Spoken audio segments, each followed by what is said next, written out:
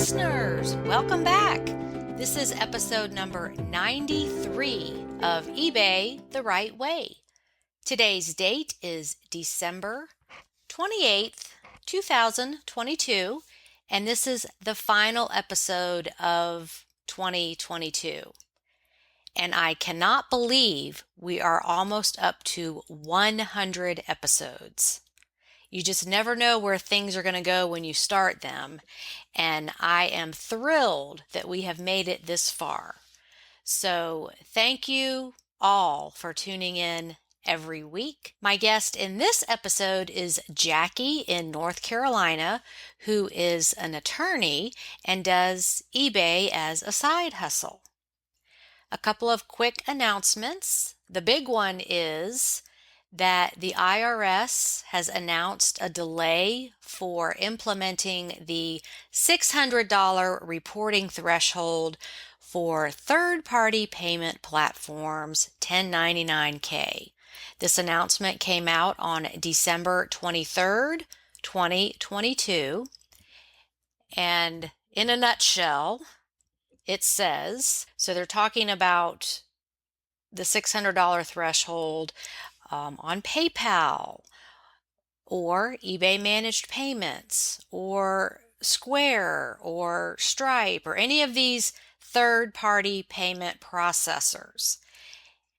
As a result of this delay, third-party settlement organizations will not be required to report tax year 2022 transactions on a Form 1099-K to the IRS or the payee for the lower $600 threshold amount. The bottom line of this announcement says, the IRS noted that the 1099-K reporting threshold of $20,000 in payments from over 200 transactions will remain in effect. So what does this mean and why should you care? Okay, as an eBay seller, you should be reporting your income. And in previous years and continuing for next year, you only get a 1099-K from eBay when your payments are $20,000, that's money coming into you, from over 200 transactions. Both of those criteria must be met for a 1099 to be issued. But just because you don't get a 1099 doesn't mean you should report your income. So I have the link to this announcement below the podcast. You can go read it.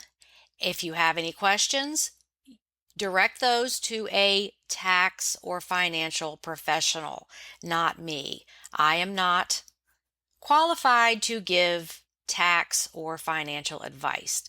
So you need to ask somebody in that industry, what does this mean? How does this affect me? On and on. But this is a big deal because the threshold for receiving that 1099-K was supposed to have dropped to $600 for tax year 22, but now the IRS is saying, no, it's not going to. We're going to continue on with that criteria of $20,000 in payments from over 200 transactions. Okay, that's all I'm going to say about that. Next is a note about sound effects in my podcasts. I've received a few emails about the fire engine and siren sound effects, and these emails kind of made me laugh. I didn't even think about this when putting together my podcasts. Some of you listen to my podcasts while driving, and when those siren sound effects come on, some listeners have actually pulled over to the side of the road thinking it was a real siren. And then you look around and there's nothing there. So I won't be using siren sound effects anymore because I don't want to give anybody a heart attack. I don't want anybody to freak out while they're driving. So I will definitely make that change. Okay, now into the chat with Jackie. Hey listeners, today we have Jackie with us, and we had a little chat before recording, and we just have crossed paths so many times that, wow, here we are now doing this. So tell us your location, Jackie. I live in Charlotte, North Carolina. And you live pretty near where I went to college at Queens. It's Queens University now, but it was Queens College back in the day. Yes, indeed. That's a small world right there. Mm-hmm. Well, and I wanted to have you on because, I've noticed your posts for years on the group, but lately you're just killing it. Thank you. Thank you very much, Suzanne. So tell us a little bit about your, history up to this point, how you got started with eBay. Okay. I am originally from Kansas City, Kansas. And I know you had a podcast guest who was from Kansas City, Missouri. I think that was Allison Haveman. Maybe. Yes. And I really enjoyed that and took notes about some of the things that she said as I do go visit my parents there from time to time. Oh, great. I spent most of my adult life and college years in Atlanta, Georgia, and was there through 2016 when my family and I relocated to Charlotte, North Carolina from Atlanta. Mm-hmm. Okay. And you went to both Spelman and Georgia State. Yes, I did. I Spelman undergrad and Georgia State College of Law. I am trained as an attorney and licensed to do that. Okay, so I better be careful what I say in this podcast. Oh, you're fine. Now, when were you at Georgia State? What years? I was there in the early 90s. Okay. I didn't go straight to law school. I worked for a few years before Mm-hmm. going to law school. And based on other podcasts, I believe I'm a year younger than you. So okay. Yeah, you look like you're 20 years younger than me. No, just one. just 1 year younger. Okay. So you were at Georgia State before the Olympics came in 96. Yes, I was there before the Olympics. And they built everything for the athletes, which then turned into dorms for yes. and Georgia State, I think. Yes. It was a very big boost for the universities at that time. And that was the 96 Olympics. Mm-hmm.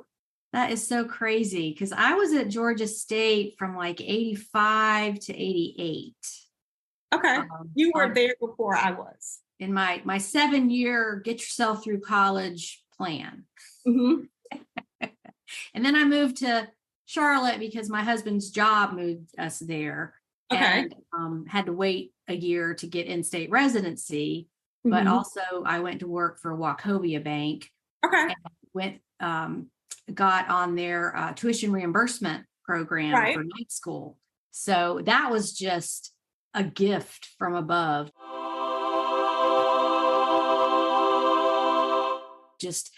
I got to go to Queens. It was such a beautiful campus. It was a night program. It was kind of laid back and it was free. I mean, like not today's free college. It was real free college. Yes. And you live right near there. That is so I do. Crazy. It's a beautiful campus. Yes. And it's really grown.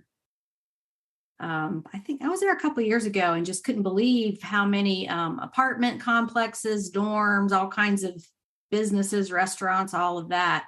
Mm-hmm. But they left all those gorgeous trees and it's just, I loved going there. Yes, it's very pretty. To get my business degree so I can sell stuffed animals on eBay. Well, that's fun. You're making money and you're living your dream, and that's what's important.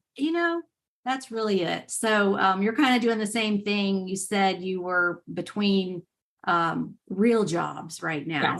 Yes. But I'm leaning on the law. I'm leaning on the law right now. So I'm doing transactional work for clients and enjoying that. And I do a lot of pro bono work. I've always done that. And I'm continuing to do that as well. Now, what does transactional law mean? It means not litigation. A lot of, it can mean papers, contracts. So that could be contracts, that could be real estate deeds. It's pretty much things that don't involve actually appearing in court. Oh, that sounds like a good way to go. Yes, I like it. Okay, now, so what brought you to eBay? What was the catalyst that said, I think I should sell on eBay?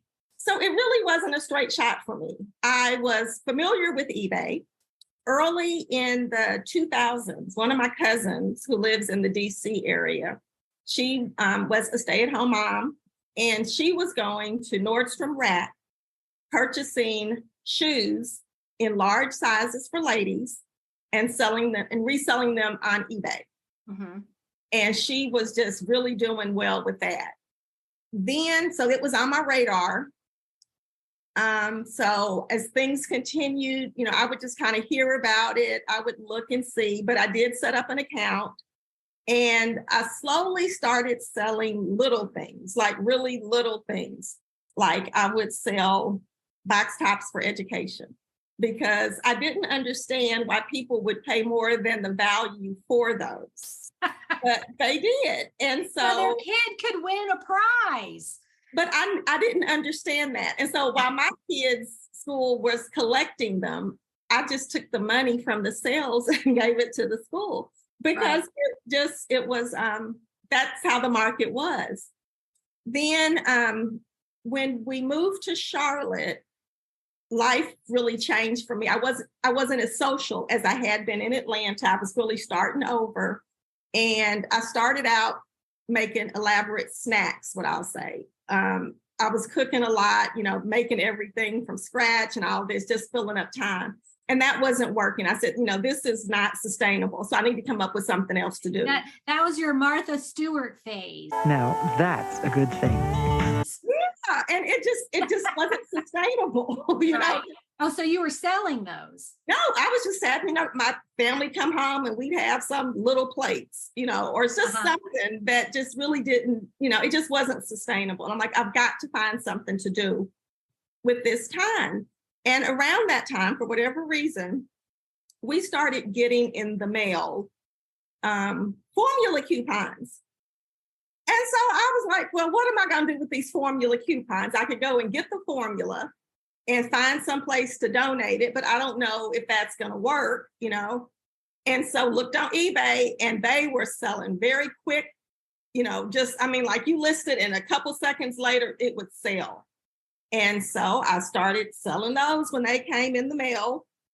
And again, I was donating that money to my church because I was like, well, I give the money to the food pantry because I didn't know what else to do with it. Now that was just kind of nice. And then I just started easing my way into eBay, and I found you, I think, on YouTube because I didn't even have a Facebook account. I was actually sharing with one of my friends who had given me all of his information, and I could see what was going on because professionally, I didn't know if I wanted to be on Facebook. Right. But I couldn't get into your group, and I was like, what am I going to do? Because I couldn't really see it at that time with his account. Did you request to join? And it was no, because because it would have been him that was doing it. Oh, I see. It wasn't my account. Gotcha. And I was just really curious about what was going on. And you would reference it, and it was just like, being outside of an opaque glass because you couldn't see what it was. Right. And some things happened, and my son actually graduated from high school, and some life changes. And I said, I think I'm ready to be on Facebook. And so I got on Facebook, and that was probably the first group that I joined. So I could go nice. Good. and see everything that was posted, and, see all of the community and be a part of the community. And it's been a wonderful addition to the things that I've been doing on eBay. So thank you so much for having the group and creating it and curating it for us. Well, it's my pleasure. And that started because I got kicked out of other groups. I'm like, hey, I've been kicked out of better places than this. And it was really just because other groups all revolved around a specific product like Gymboree or something like that. And I would say I was pretty outspoken. I was like, why don't you guys sell other things? There's so much out there to be sold. And they didn't want to hear that. They just kicked me out. So I was like, fine, I'll just go start my own. And that was right around the time Facebook emerged, and you could have these groups, and it's like working at home is isolating. This business was kind of new, and people had a lot of questions. And it's like, oh, I went on Yahoo Answers. You remember that? Yes, yes. And I would answer questions because I just, oh, I know how to do that. Oh, I know what that is. And it was like entertainment, really. And then I realized how many people wanted to do this and how many people, like, it was life changing for people. Oh, Yes. this paid for my my child's braces. This paid for my child's college. This paid for me to stay home and take care of my sick mother, or whatever it was. It really can be life changing. Yes, and I remember that you had maybe a couple years ago, there was a group member that used the proceeds to buy her child a car. Yes. And I thought I was like, this is just really incredible. And also in my pro bono work, I do meet people who, for whatever reason, are unable to work in a traditional job. Exactly. And I thought, rather than me tell them, go do eBay, if I participate, I may be able to help guide that if that's something that they would like to do as well, because it really has been a blessing to a lot of people. And I understand that. Well, and back to not being able to work a traditional job, there's just so much of that out there with, MS or, cancer or spinal injuries or whatever. Like these people want to work, they want to be productive, but they just can't commit to a 9 to 5 because they don't know how they're going to feel every day.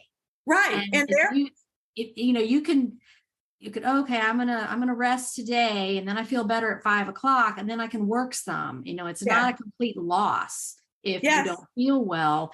And I'm fortunate enough to never have had a chronic illness other than migraines, but my daughter did. And I was able to see that, some mornings you wake up and it's just the whole day is a loss because you just feel terrible and you can't. And then you start to feel bad about yourself if you do have a traditional job and you keep calling in sick, or you have doctor's appointments and therapies and all those things that eBay just can be a great accompaniment to that situation because you can work when you feel good. Yes, absolutely. And as in my capacity, I've come across people that may have other issues other than illness, which prevent them from having a traditional job as well.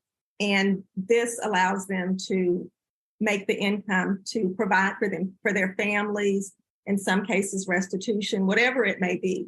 And people want to feel good about themselves. And this, I think, really helps them to do that. So it is a blessing. Yeah, even if you're just busy working on it, like you're not making a ton of money, but you feel productive. You feel like you are contributing. And especially when you get feedback from somebody who bought something from you that they've been looking for, or this is the perfect thing, or this clothing fit me perfectly, and you're making them happy. So it's just this whole cycle of different parts of the eBay business that can really work if you can't do a traditional job. Another big category is caregivers. Yes. Maybe you don't want a stranger coming in your house doing the home health stuff, and you can do this on the side. I hear that a lot because, or of course, the expense of it is one thing, but just like, no, I want to take care of my mama because I can do the job better than anybody. Yeah. So great. Okay. Well, you're in Charlotte and we've been seeing your sales on the group, which I've threatened to come up there and have lunch and go shopping with you. I'd love it. I mean, I'm finding great things here in Greenville, but you're just up the road 2 hours. So why not? Come on. So tell us about some of your sales, surprising or high dollar, like, oh, I just couldn't believe that sold. Okay. I'll share a few of those with you. So like you've recently mentioned, and I really had to think about, but it does make sense, is that you make your money when you buy. So I've really taken that into account, and I knew that I needed to buy cheaper in order to make the money that I wanted to make. And so it just became like a challenge. So how can I do that? what allows me to do it. And so in that, I've discovered that I can get my best returns on items from estate sales. And I've really been trying to make that a more dedicated push, because they may allow you to group things together, like you go create a pile, or they're priced lower. So that's been really good for me. So usually on Friday mornings, I'll keep that open, so I can go to estate sales, because that's when they are here. Mostly, there are not many that start on Thursday. And so I'll go there, and I go to I go to estatesales.net. Okay. And that's where I find the estate sales. And I look through the pictures, and I can kind of gauge by the pictures. I can get an idea of the sale. Like, you can tell by the items, if the person maybe is the decedent, I guess, has depth in a certain area and maybe not another.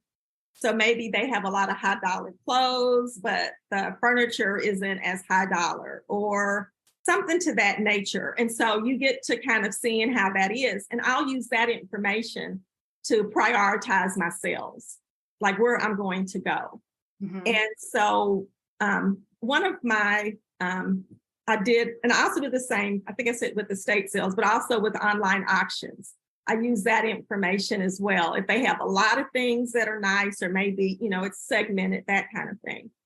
And so one of my best returns was actually from High Bid. Mm-hmm. This was an estate sale that they were doing, ironically, so it crossed both. And I could tell from the lots that this person had a lot of nice things. The kitchen, the crafts, everything seemed to be high end. So I made that place a priority. And in this instance, they offered a preview of the sale prior to the bidding. And I knew that they had that this person was a crafter. And I do like crafts. I like fine arts and crafts and things of that nature. And so I wanted to go and see what was they had a lot of storage bins, like the plastic totes. Uh-huh. And so I went to preview, and that's what I had my eye on, because I knew that if there was something of value in the totes, I was going to bid on it. And I knew that would have less competition, because you wouldn't bid up a tote unseen. Right. Yeah. The mystery tote. Right. Right. And so they had a lot of those, and I went, and it was a lot of craft items in there. And I just thought, okay, and it was enough. I said that I'll be able to get my money back on maybe just a couple of sales. Mm-hmm.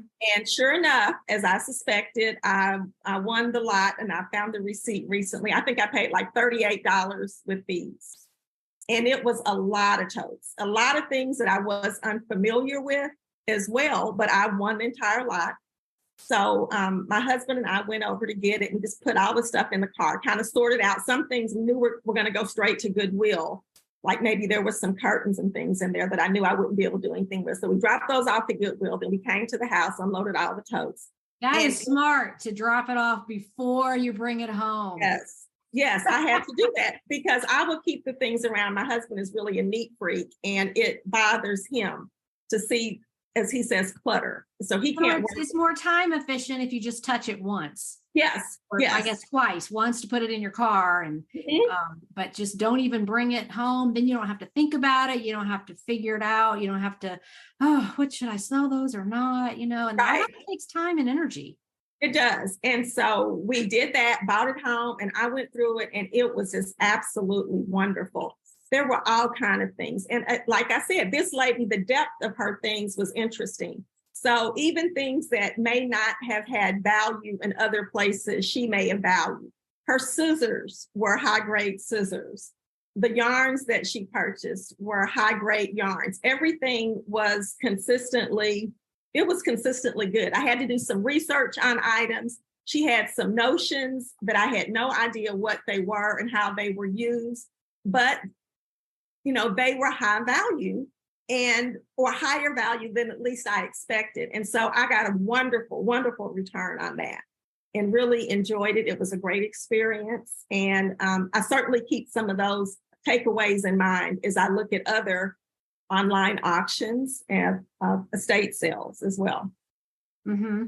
Well, and back to crafting and sewing, there's all grades of materials and tools and all that. And you can tell a serious seamstress by their scissors, because Yes. There's some that, you have to sharpen, and then there's just the crappy Walmart $4 scissors. They're usually very heavy. The Yes. silver, I can't even think of the name brands. The crafters out there will know, but just, you can tell by picking things up, like, oh, Yes. this is heavy. This feels high quality. Yes. Usually And means so- expensive. Yes. Yes. And so that was a really good return for me. Recently, I went to an in-person sale, and I do like crafts. My children's grandfather, he was an artist. Mm. And so my children have very good art abilities as well. And so I kind of know the peculiarities of artists. The paints, the paint brushes, the canvas, all of those kind of things I've not directly worked with them, but they've been in my periphery. So I have a familiarity with that. And so I've been doing really well in that area. I got a lot of paintbrushes recently, artist paintbrushes. And so it was a learning experience for me. So I had to sort through them and learn about the different types of bristles, natural or synthetic. But then I was able to group the things by vendor and by type and all of that. And so I put some of those up, and I've had really good returns on paintbrushes, which, but when I saw it, I knew it. It wasn't a lot of competition. I think a lot of people would walk by it not knowing, but I was able to benefit from that. And so that's something that's been good. And one of my friend's daughter is an art major in school. And so I'm going to take some brushes to her this weekend and let her choose if there's some that she wants. But I've already made my money back several times over on the lot of paintbrushes that I recently purchased. I mean, it just never stops what has value and what people are looking for. Yes. Did you clean the paintbrushes before you listed them? I did. And I've had to research that. And it was just, pretty much I used Dawn and just water, and I washed them all. And they were fairly clean. I did that though, and lotted them up. And that was, once I got through the research, it's been very easy to list, and I've listed them in lots, because an individual paintbrush is going to bring more money, but people pay like $20 for a single paintbrush. That's not unusual for them. Yeah, because they're made to last, they're durable, the wood is expensive, whatever kind of bristles. Might be like horsehair or something like that. Yeah. And the naked, untrained eye doesn't know that. You just see, it's like shopping somebody's tool shed. It's just all this stuff that's dirty and piled up, and it's like, doesn't look like it's worth anything. Right. But yeah, it's having the trained eye to see that. And it makes it a more fun challenge when you are looking at things that other people are ignoring. Yes. The treasure, as you say. Yeah, they flock to the obviously expensive things, but it's just nobody can know everything. Right.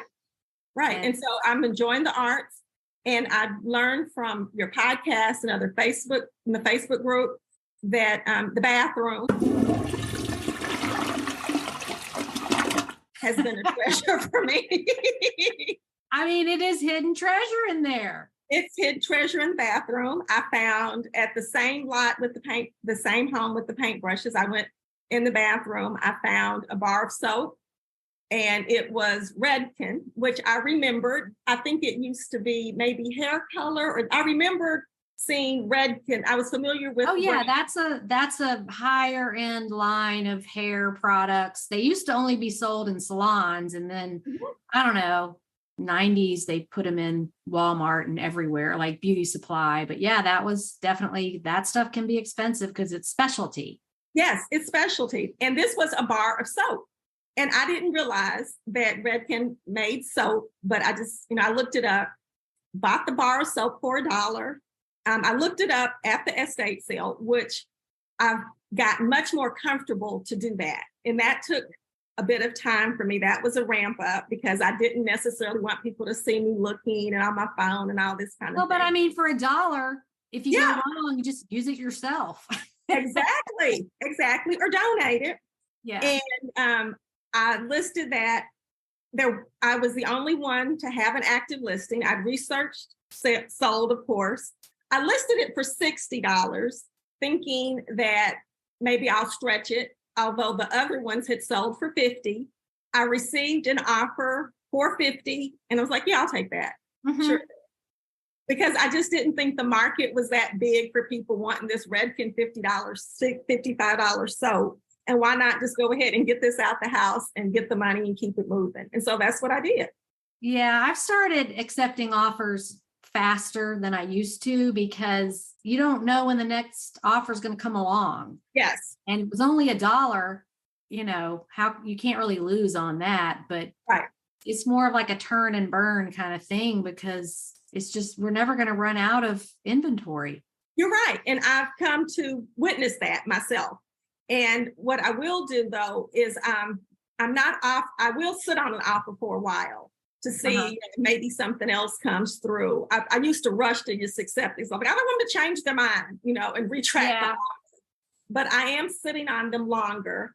And if that time comes around, I haven't gotten any, then I'll just accept it, move on, and just keep it moving. Because like you say, there's really endless inventory, or at least it appears that way. Yeah. And you made your money.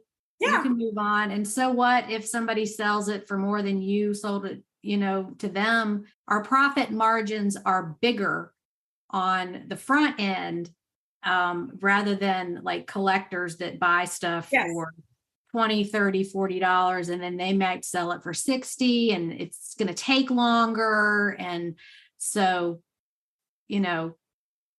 people have so many questions about best offers and what is your strategy? What percentage do you accept, of your asking price? And I don't even think like that. I'm just like, oh, I paid $1 for that 3 months ago.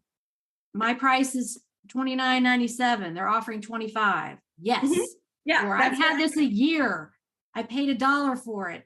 Yes, please. Thank you, Lord. You may have this. Get it out of my face. Yes.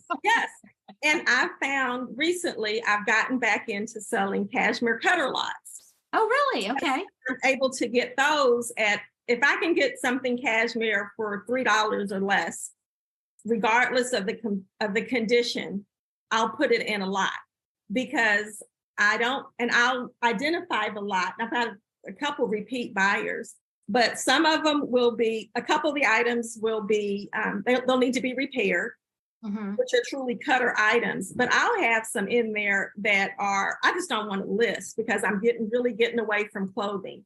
And if they want to resell it, so be it. But I'm able to make a good amount of money on it. They've been quick sales for me because you can like at thrift stores, I got a cashmere sweater recently for about $2 and something. So yeah, I just threw that put that aside for a lot, and it's sold as a part of my most recent lot. And for the listeners who don't know, she's talking about cashmere sweaters that are damaged, have holes, moth holes, need repair, whatever. And crafters buy them. And in my experience, they either cut them apart and make something else like baby clothes, dog clothing, or they might repair the issue if it's an easy repair. And again, people like the challenge of repairing things. I know people that buy damaged things on purpose because, I can fix that and I can resell it for higher. But it's called cashmere cutter. And do you make your lots based on color, or how do you put them together? I usually do color, maybe neutrals, or it'd be like, I'll say pastel or whatever, in case that is how they want to use them. But for me, it's just, upcycling. I like that idea. and just someone else. And even like I said, there'll be some in there that if they really want to resell them, they bought it at such a price that they can do that and make the money. It keeps my store active. It's easy for me to grab. So it really fits into the model of what I'm looking to do, because I want the mail person to pick up something from my house every day. That's what I want. Yeah. Well, and back to upcycling, it hurts my soul to know that this beautiful cashmere is going to the landfill. Mhm. Like, oh, it's so expensive and labor intensive to create. I have this problem with wanting to rescue things. No, this can't go to the landfill. Yes. But also some crafters will take those cutters and actually unravel the yarn, Mhm. and then knit or crochet or like make something else. I've heard of that. So, not everything that's damaged is a throwaway item. Right.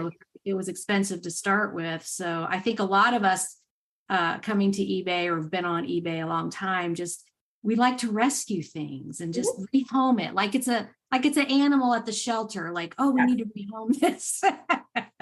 Yes. So I love that you do that. Now, let's talk about some of your big sales. I've been seeing, perfume and health and beauty stuff, and it's all these odd things. Like I've never heard of these brands. Exactly. But it's me looking things up, and that's just what you have to do. And so that's what I do. I like the category.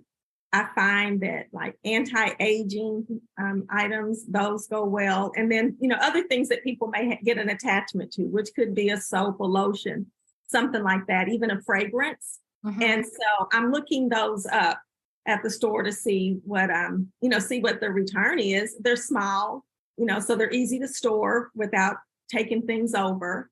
And I found that that's been a good category for me. I shared recently, I listed some personal items that I got at Goodwill. I was really surprised to see them there. And so when I went back to the car, because I was in a hurry, and I said, let me just look it up. And the return was like, okay, I'm gonna go back in and get these. And I remember you had said a story that you and your daughter, I think, were buying some personal items, maybe at Publix or something. And maybe it was for resale on Amazon. Yeah, it was all the discontinued KY jellies and stuff. That's what this was that I got. Scented, and Melanie called them sex gel. Yes, that was what this was. She would buy like 10 of them because they were on clearance and just go to the check. This was when she was 18. So, and she would check out and they would look at her like, what's all this? Or yes. And she would just be so sarcastic. She'd be like, oh, I'm getting married next weekend. This is for the honeymoon, or, something like that. Yes. And that was what this was. And so I purchased them all. And because I was like, why should I be embarrassed to buy them? The people aren't embarrassed to, like, Duke Energy's not embarrassed to send me a bill that I need to pay. So if this is what I'm going to do to pay it, then, fine. And I listed them in a lot. I listed higher than others. And I made it a private listing. Okay, that's good.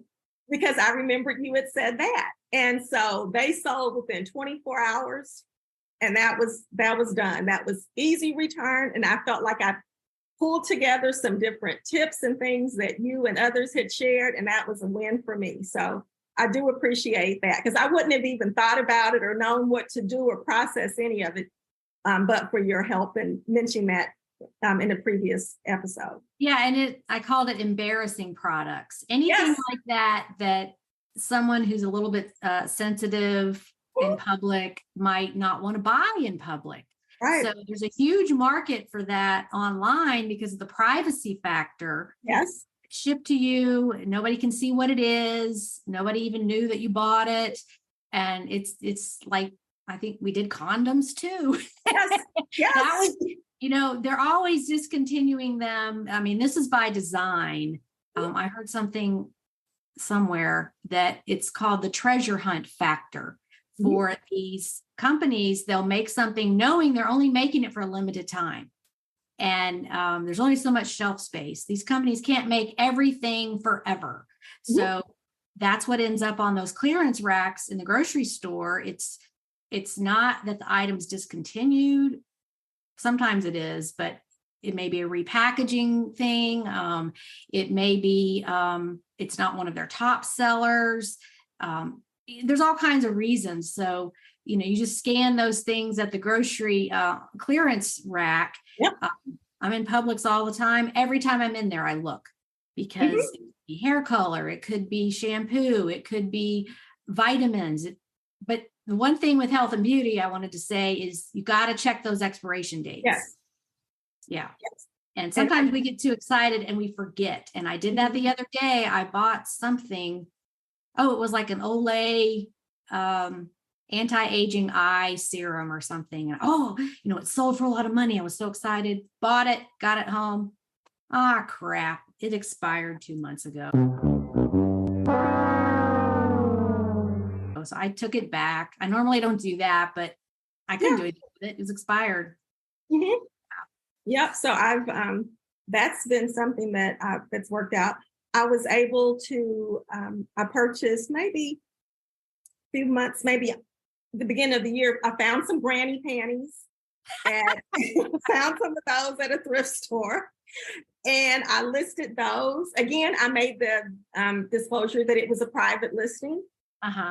And that was, I think, well appreciated. What I did wrong in one of those sales, it was a repeat buy. I didn't list them all at the same time. I'd let one go, then another, so I could kind of play with the price or whatnot. And so I had a repeat buyer. And the mistake that I made was he wanted a private listing. We agreed to the price and all of that. I think I made too much of a disclosure in the title because someone else came and bought the item. And so my buyer was like, "What happened? I thought you listed." I said, "I thought you bought it." And he was like, "No, he didn't. Somebody found it.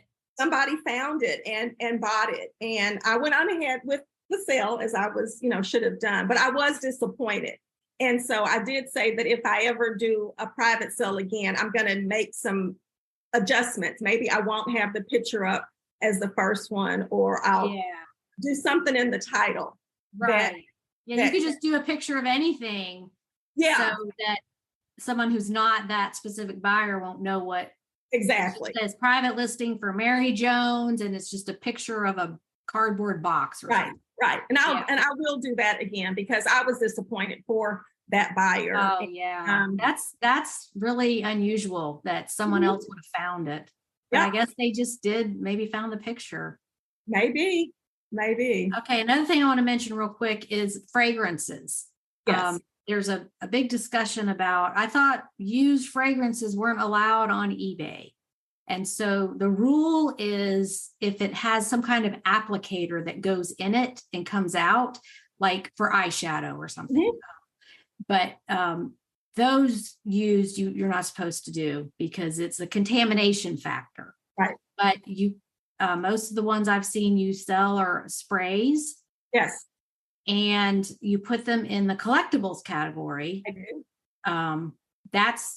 I don't want to call it a workaround, but that's how people are doing it, because I did get some comments on YouTube about, you're informing your audience incorrectly that, you're not allowed to sell used fragrances. And it's like, yeah, you are. If you look at the eBay rule, that's what it talks about is an applicator for all health and beauty, just because it could have been on another person and it's contaminated. So just setting the record straight. And if you're ever confused about that, just Google eBay policy for fragrances and you'll find their policy and, go from that. So there's just a lot of I heard and somebody said, and no, go back to the eBay policy.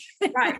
And read it or ask for some help. And I don't do international on the fragrances because you can't. Because it's ground only, and that's all I do. Although I see other people that don't do that, I do that because it's too big of a list. Well, it shouldn't let you when you're listing it, but just for the listeners, it's hazmat, and they don't want it going on a plane where it can blow up.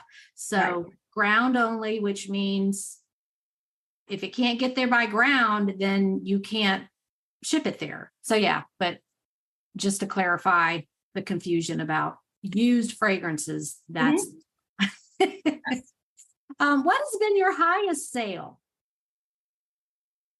I think my highest sale was I purchased, like you, I ran across some sample medical items. Mhm. And this was I think someone who has swelling in their legs would wear it. You strap it on and it goes maybe above the knee. Mhm. And I got that at a thrift store for about $7. It was new. And I listed it. I got a pair, left foot and right foot. And I think my profit on that may have been near $200.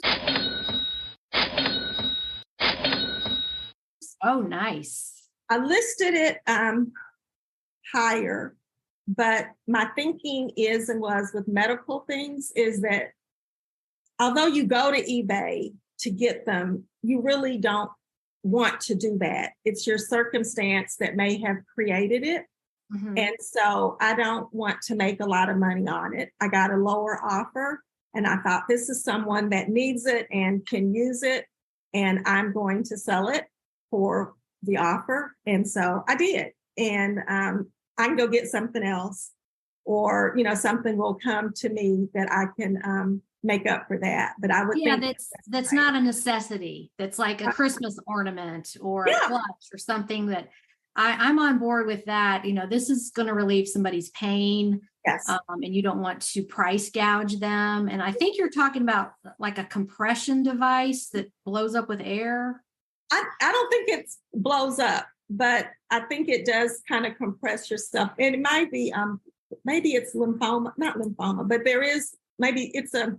I can't think of the medical term, but they do need to compress, but it just doesn't require any sort of blowing up or anything. So was it electronic? No. Mm-mm. Oh, you just put it on. Okay. Just put it on. And I thought but they could walk in it because there was size, the foot part was sized, and there was a left foot and a right foot to it. So I think the word maybe you're looking for is edema. Could be. Swelling in the legs. Yes. Yeah. Uh-huh. So, and I think with our aging population now, baby boomers there's a lot of medical stuff needed that, insurance doesn't cover. And, they're going to eBay like that diabetic foot massager thing. Yes. Which I actually bought one of those from Leslie Wilson in Texas, because she was talking about she found one, and I'm like, I've been looking for one, and I just like it. It just feels good on your feet. Okay. So, but there's just all kinds of stuff like that. And then the other side is some of these devices are covered by insurance, or somebody has it and then they pass away or they go to assisted living or whatever, and it's at a garage sale for $5. Yes. The person having the garage sale doesn't even know what it is. Mm-hmm. They're just like, oh, this is a medical thing that my dad had. And we're like, oh my gosh, that sells for $300. Yes. Yeah. So, the world is changing. Definitely. Now, what else have you sold that was kind of high dollar? I did sell a pair of bicycle shoes. Okay, cycling shoes. I did, and I've seen someone in the Facebook group say they always look for unusual and interesting shoes. Uh-huh. So they had the bicycle shoes were over with the other shoes. They were new. Uh-huh. And I purchased those when I was traveling. I got them for $25 and I sold those for a little over $200.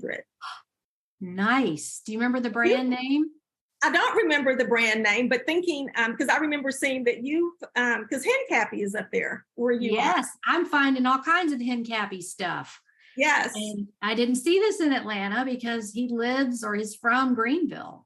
Yes. Yes. And I think he's retired from actual cycling, but he's very involved in the cycling community, fundraisers, races, all that stuff. Uh-huh. And so I sasaw the shoes, and my husband actually did the hen cappy during the pandemic. He did one of the Oh, races. really? He did.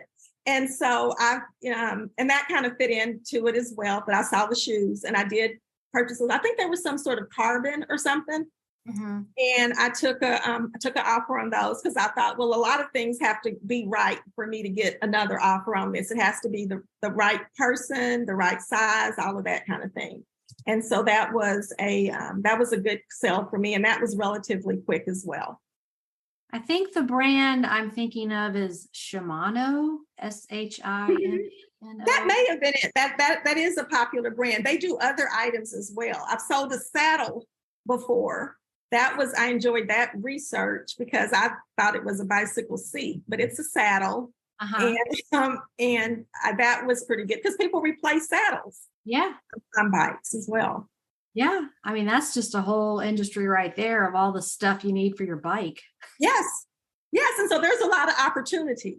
I see it in that category. And even spin classes at the gym. Some people wear those clip-in shoes. Yes. Depending on the kind of bikes they have. So, I mean, it's just endless. There's just so much stuff out there. There is. And we're able to connect items with people that want them, make money in our sleep. We get to, reap benefits of research and knowledge. Just a lot of things that come together. And I'm just really glad to be a part of the community.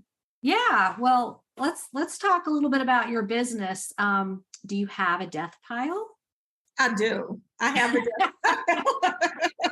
We probably need a 12-step program for death piles, but that it's really just one step. List it. Yes, it is. But for me, my hurdle is the photos. Uh-huh. Because I just it's hard for me. I don't have a photographer eye, so I've got to get the light right and the angles and all of that. But all the other part I can do and I really enjoy. But the photos is what kind of keeps me behind. Well, your photos always look great. Thank you. So whatever time you're spending doing them, it's paying off. Thank you. But and I will admit that's my least favorite part too, is taking the pictures. I don't know why. I love the shopping. Really, my favorite part is when I get home from having been out all day and I'm logging my stuff into my spreadsheet. And it's just like, oh, I forgot what all I bought that day. Yes. And I do my pricing research then when I am putting it in my spreadsheet, just because I'm already on the computer and that's what motivates me to list. It's like, oh, really, this sells for $80? That's the motivation. So I list my items in order of price in descending order. So I'll pick out the most expensive things and list those first and then work through the rest of it. So I may make that adjustment to my workflow. That makes sense. Thank you. Oh, sure. Yeah. Well, it's really just self-motivation. I've learned what gets me excited about it. And I can't bring myself to do a death pile. I'm just so, it's in my routine to list everything before I get more, because I've tried it the other way and like, oh, I'll just drop by Goodwill. It's on my way. And the whole time I'm in there, I'm like, oh, I got all this stuff at home that could be selling right now, But I know, it depends on your schedule and your routine. And, if your post office is right next to a Goodwill, of course, you're going to drop in there and see what you can do, because it might not be there. Right. When you go back. And I've been able, Suzanne, to find some, when I go someplace for something, whatever it may be. I know I had a project for my church and I went way remote trying to handle that for them. And while I was there, I put in thrift stores near me in Google. And that's how I found my honey hole. I wouldn't have found it but for that. Really? Really, because I was someplace that was off my beaten path and I found it. And I have also purchased other items the same way. If I'm someplace and I have some time, I'll just put in thrift store near me and make it a part of my routine and just go in, do a quick walk. And that's been very helpful. And I've gotten places again that I would not have found any other way. I'm experiencing that too. I thought I knew where everything was here in Greenville, and it's I do the same thing. Is thrift stores near me, or there's a site called The Thrift Shopper where you put in your zip code, but I found that those are not as up to date. Okay. If something might come up that's closed and they didn't have it removed from that directory. So yeah, Google's your best bet on that. And sometimes it's a win and sometimes it's not, Right. I've been in places and it's like $15 for this dumb Christmas ornament or whatever. And it's like, I'm not paying that. So yeah, you're right. You make your money when you buy. Yes. That's true. Now, how many items do you have in your store? I keep around a low 300. And that seems to work for me. I have some things that I probably will pull in first quarter, probably be clothing, because I really don't enjoy selling that.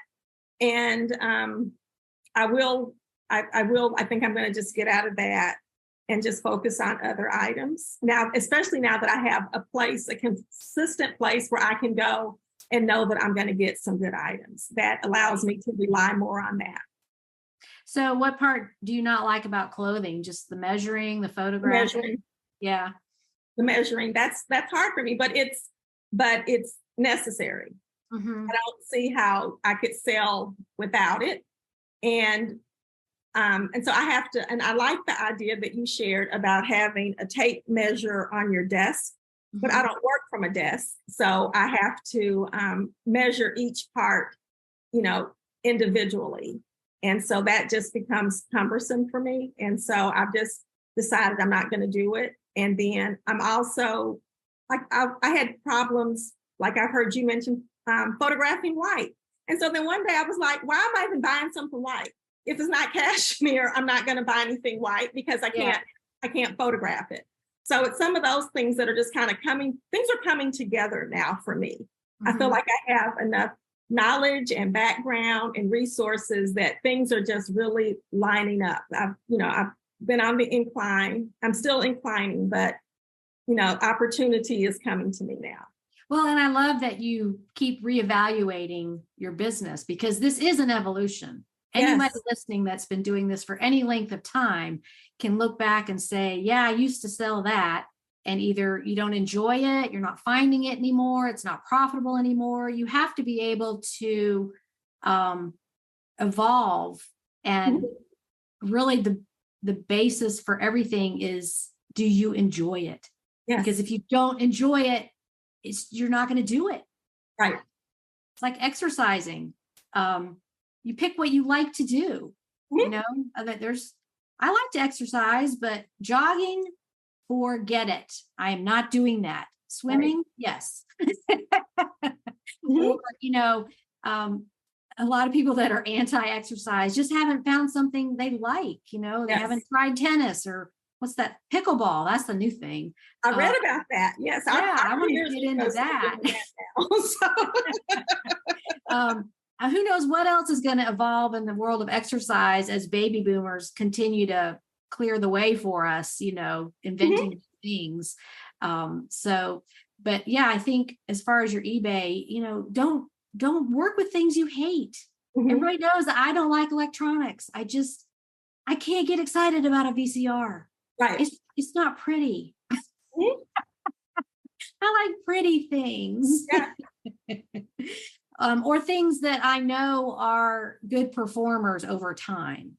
Right. Just like this always sells for me. Linen clothing can look terrible. It's all wrinkled up. You do have to iron it or steam it, but it sells. And it's like vacation resort wear, it's keeps you cool. It's fashionable. What is it? Coastal grandma.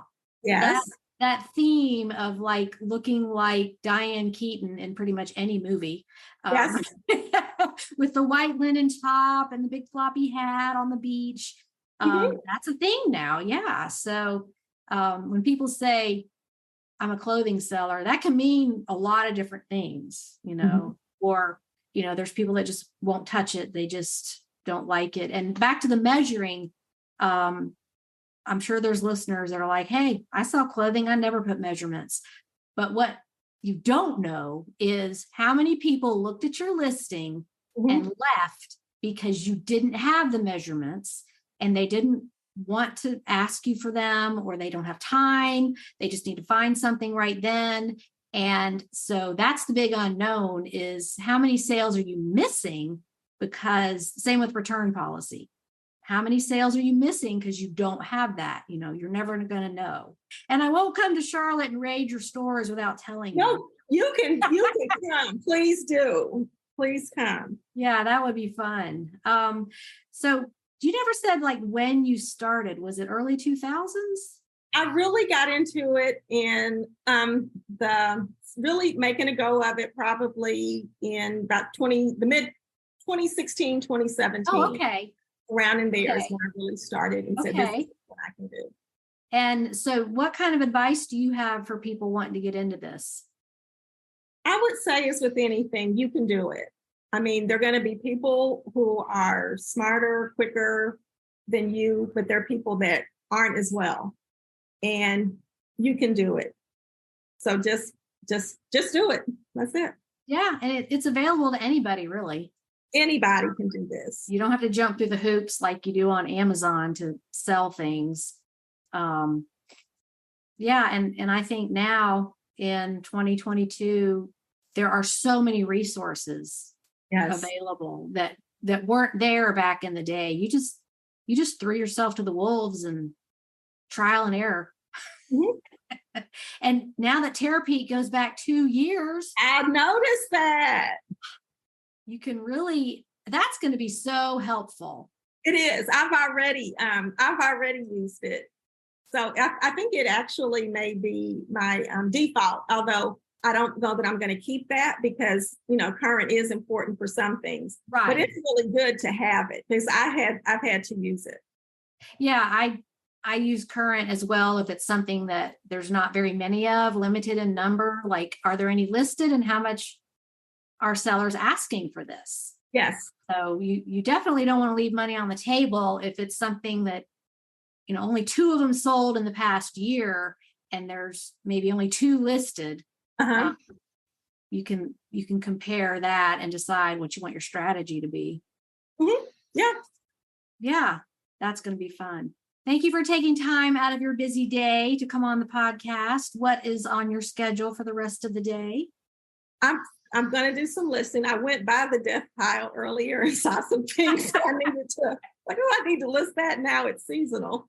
So I removed that and I'll get that listed. And then I have some work that I need to do as well. You just have to be careful when your death pile starts moving. It's alive! It's alive! I know, and mine probably is. So I've got to get some of this moved before my son comes home from college this weekend. That's a goal as well. Okay, good. Well, I'm going to hold you to that. I'm going to check in and ask you how many items you listed. That's fine. Okay, well, thanks again for coming on, and we're going to watch for your sales on the Facebook group. Thank you, Suzanne. Have a great day. Okay, you too. Bye. Thanks again for coming on the podcast, Jackie. It was so nice to meet you in person, and that was a really fun conversation. On to today's trivia question. Since Jackie resides in the fine city of Charlotte, which is NASCAR country, where did the name NASCAR come from, and how did that type of automobile racing even get started? Here are a few seconds to think about it.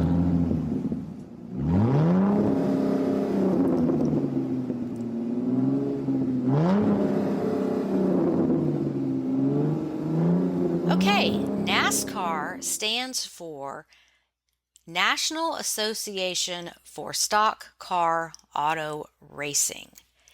And NASCAR is rooted in prohibition bootlegging. From North Carolina to Spokane, Washington, bootleggers during Prohibition used souped-up automobiles to stay ahead of federal agents and local police while transporting illegal whiskey on back roads in the dark of night. The idea was fairly simple. Take a car that looked ordinary on the outside, modify the engine for greater speed, remove the floorboards, passenger and back seats to store as many cases of liquor as possible.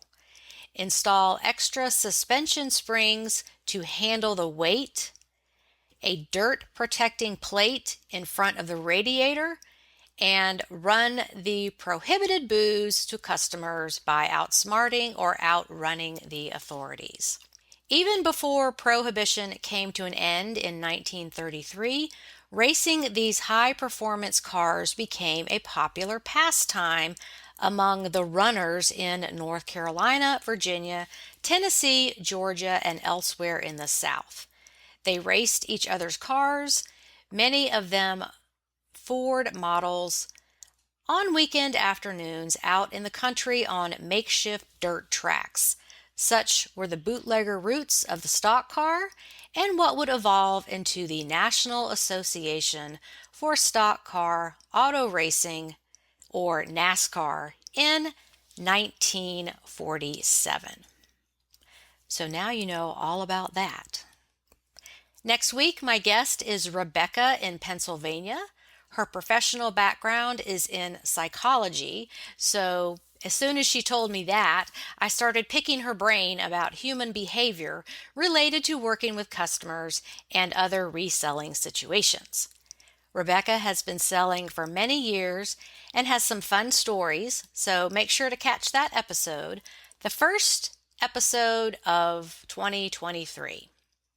And thank you, listeners, for stopping by my podcast. I appreciate all of you. Remember, thrift stores are filling up this week with year-end charitable donations, so let's all hit the ground running in January. And I wish you all a happy, healthy, and prosperous new year. Bye, everybody.